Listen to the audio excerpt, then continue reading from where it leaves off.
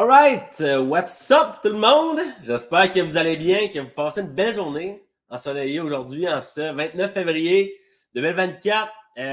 Podcast Devenir un super dad. Je suis avec une légende de la méthode élite, un vrai super dad aguerri, monsieur Marco Vanelli. Je suis super content. Merci Marco pour d'être là avec nous. C'est super apprécié. J'ai eu bon, encore une fois, d'amener un super dad qui a passé à travers le cheminement des super dads, celui qu'on prône. La méthode élite. Et puis, Marco a eu un parcours vraiment inspirant.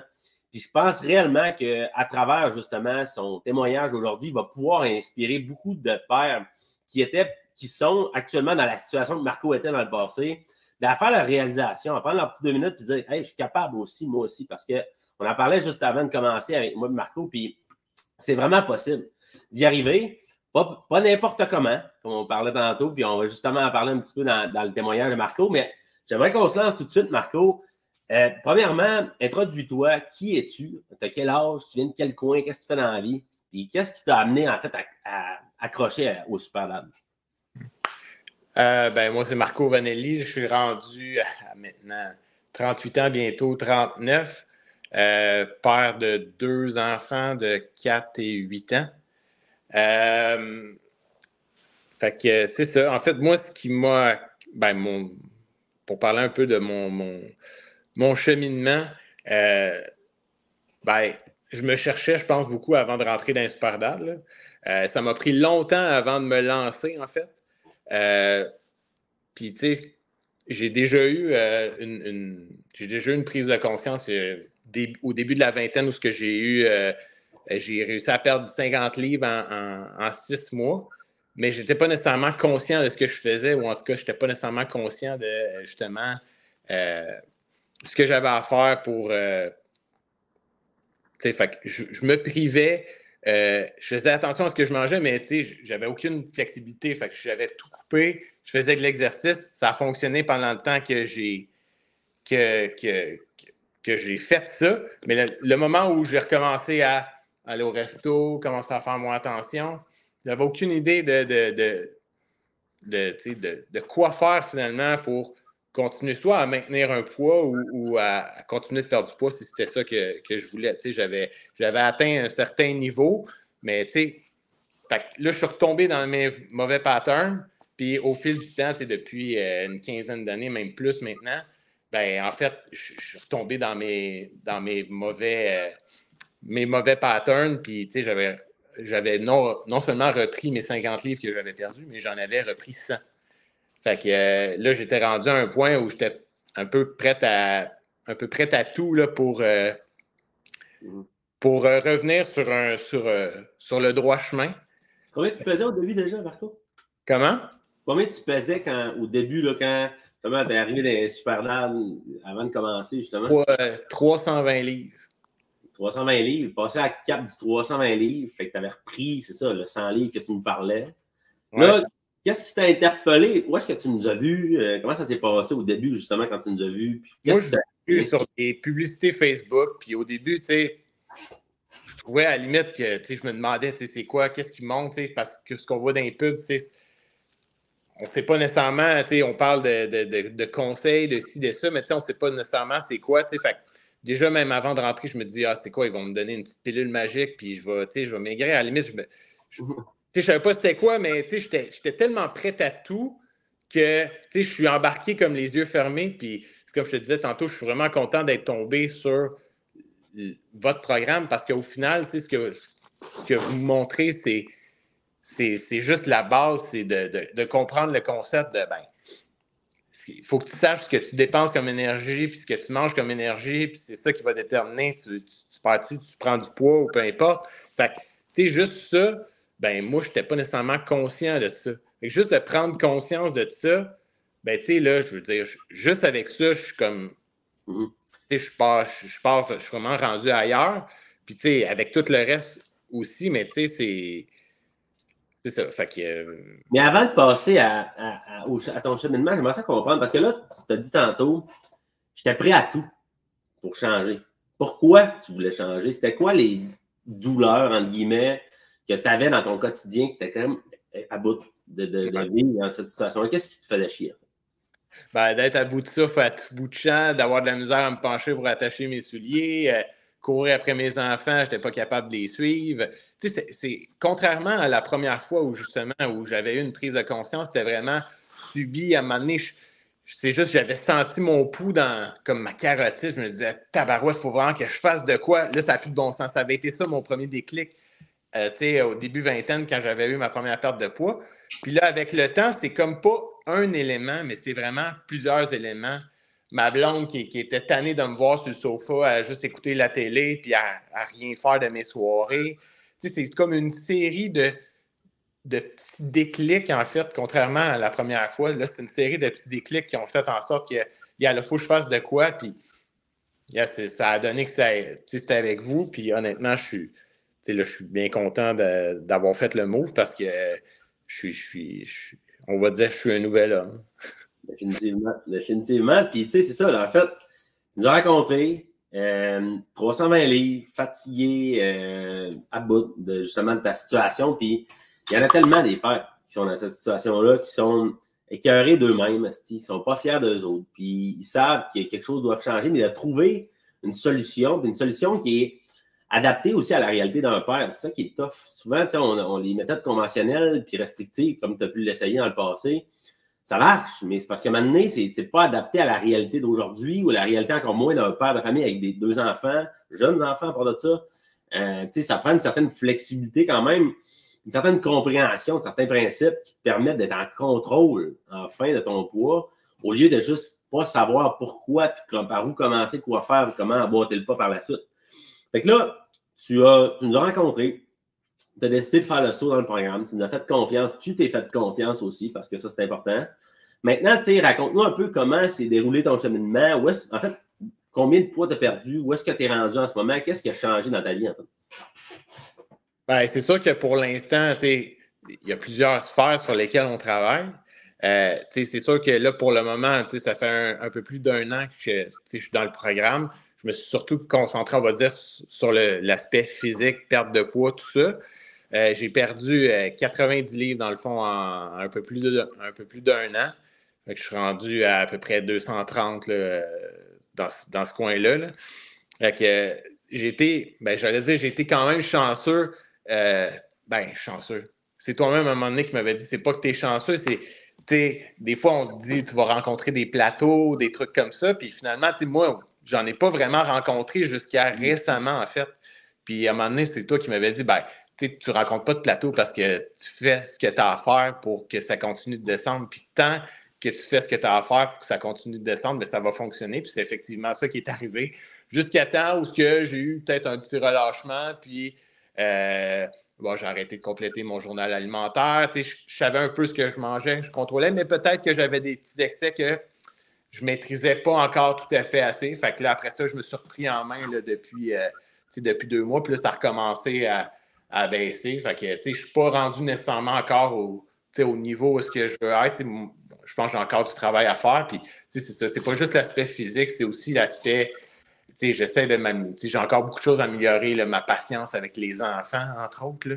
Ça, j'ai quelque chose avec laquelle j'ai quand même beaucoup de difficultés. Fait que, là, après un an que j'ai travaillé beaucoup sur mon physique, là, je vais continuer de travailler continuer de travailler sur mon physique, mais aussi sur d'autres éléments là, que j'ai amélioré, ma vie de couple, etc.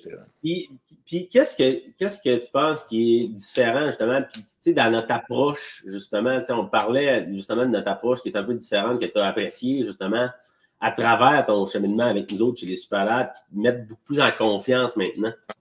Ben, en fait, c'est comme je disais, j'avais vu des pubs sur Facebook, mais je savais pas, je savais pas nécessairement c'était quoi le programme, tout ça. Puis, j'ai été vraiment, justement, après coup, là, après un an, puis même avant ça, je suis content d'être tombé dans un programme où que, finalement, c'est pas un régime qu'on essaie de te vendre ou des produits ou des ci ou des ça. On te réapprend carrément à avoir des saines habitudes de vie. Là. Fait que, dans le fond, ce qu'on dit justement souvent avec les régimes ou les trucs comme ça qu'on va suivre, puis c'est pas que c'est pas bon, c'est juste que ça va marcher le temps que tu vas le faire, puis après ça, ça fonctionne plus. Alors que là, c'est vraiment, on te montre comment tu devrais prendre soin de toi au final.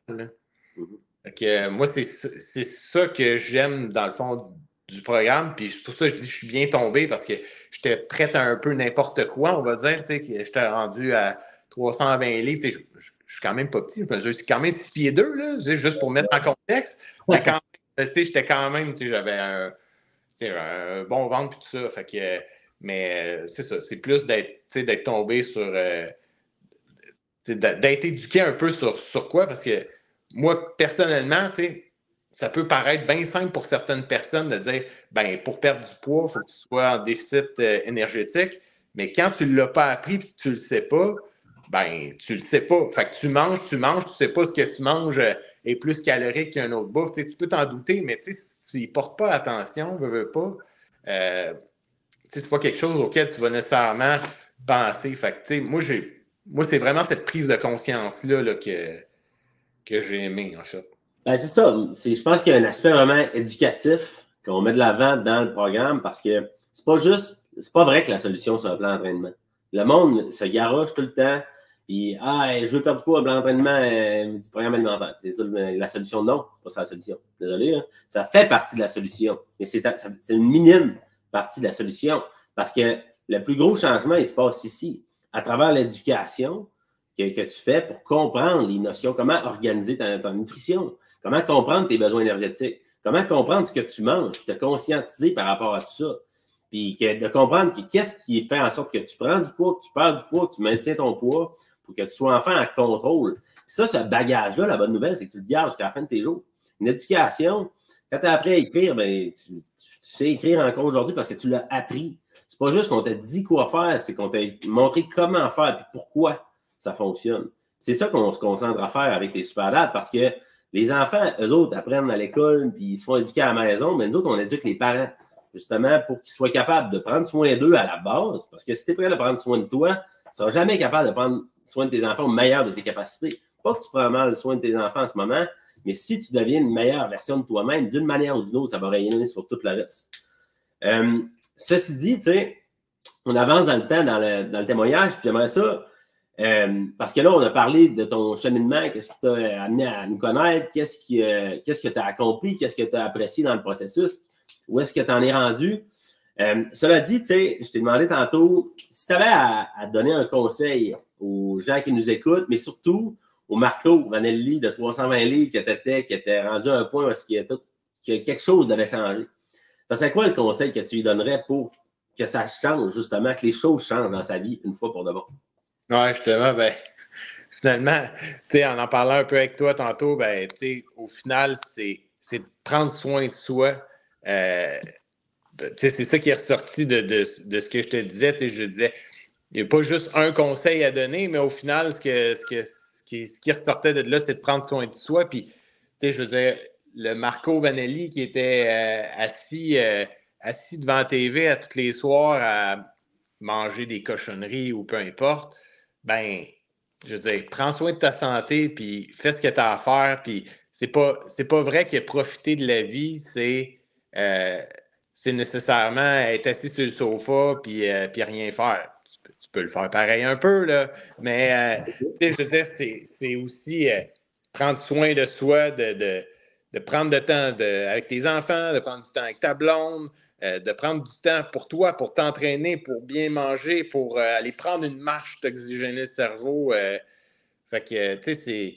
Puis de ne pas avoir peur de prendre du temps pour soi, justement, c'est pas quelque chose d'égoïste ou fait que ça, puis honnêtement, la discipline, d'être discipliné dans ce que tu fais parce que c'est pas vrai que tu vas être motivé à tous les jours d'aller t'entraîner, puis ça te tentera pas, là. Et je te disais au début, je te disais tantôt, je me suis entraîné là, pendant plusieurs mois là, les soirs à 10h, 10, 11h le soir. C'est pas parce que ça me tentait, c'est parce que j'avais pas le choix. Puis là, ben, j'ai changé mes habitudes de vie. Puis là, j'essaie de m'entraîner le matin puis le midi, mettons, pour le soir, ben, soit je me repose, à la limite.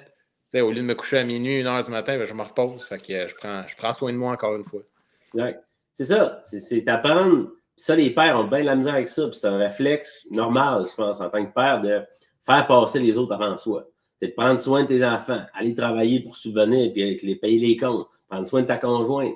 Mais souvent, ce qui arrive, c'est que tu arrives à la fin de la journée pour prendre soin de toi, puis tu n'as plus de crise d'énergie.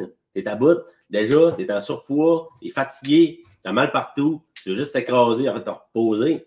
Mais si tu n'apprends jamais à te payer en premier, puis te mettre de l'avant, puis te prioriser d'une certaine manière, tu ne pourras jamais reprendre le contrôle. C'est ça, je pense qu'on apprend à nos gars à faire, c'est de changer leur perspective sur c'est quoi l'approche qu'ils doivent avoir, puis c'est d'apprendre à se payer en premier, pas pour être égoïste, comme tu l'as dit, c'est vraiment pour prendre soin de toi, parce que si tu deviens une meilleure version de toi-même, en meilleure santé, que tu as plus d'énergie, que tu es plus dynamique, tu es vivant, littéralement, ben définitivement, tes enfants vont bénéficier positivement, ta conjointe, ton travail, puis tout le reste en même temps. Fait qu'écoute, moi, juste te dire, je suis vraiment fier de toi. Premièrement, du cheminement que tu as fait, c'est fantastique. Je trouve ça fantastique parce que tu incarnes réellement notre mission. Tu sais, quand on dit changer le monde un peu à la fois, mais c'est exactement avec ce genre de transformation-là qu'on y arrive. Puis ça me rend heureux de voir ça parce que, moi, comme je l'ai dit souvent, j'aurais aimé ça que mon père rencontre du monde comme nous puis il change sa vie d'une certaine manière. Pas qu'il était tout croche, mon père. Hein. Il faisait son possible, comme bien des pères aussi font leur possible. Mais des fois, quand ça prend de l'aide, il faut savoir lever la main. Il faut savoir, dire, hey, j'ai besoin d'aide, les choses doivent changer dans ma vie, je ne sais pas comment faire. Puis peut-être qu'il y a du monde qui savent m'aider puis qui l'ont déjà fait avec des gars comme Marco. Fait que, écoutez, on va closer le témoignage là-dessus. Je te remercie énormément, Marco. C'est vraiment un plaisir d'avoir pu parler avec toi. Puis je te remercie d'avoir pris le temps de partager ton histoire parce que, comme je te disais au début, comme je le disais, c'est que je pense tellement qu'il y a du monde qui ont besoin de cette inspiration-là. Puis des fois, ce petit déclic-là, justement, qui va leur faire, justement, la petite allumette qui va tout changer puis qui va initier un processus qui est juste incroyable. Fait que good job encore, Marco, puis merci beaucoup pour ton temps. Super. Ben, merci à vous autres de m'avoir aidé à changer ma vie. Ça me fait plaisir, mon gars.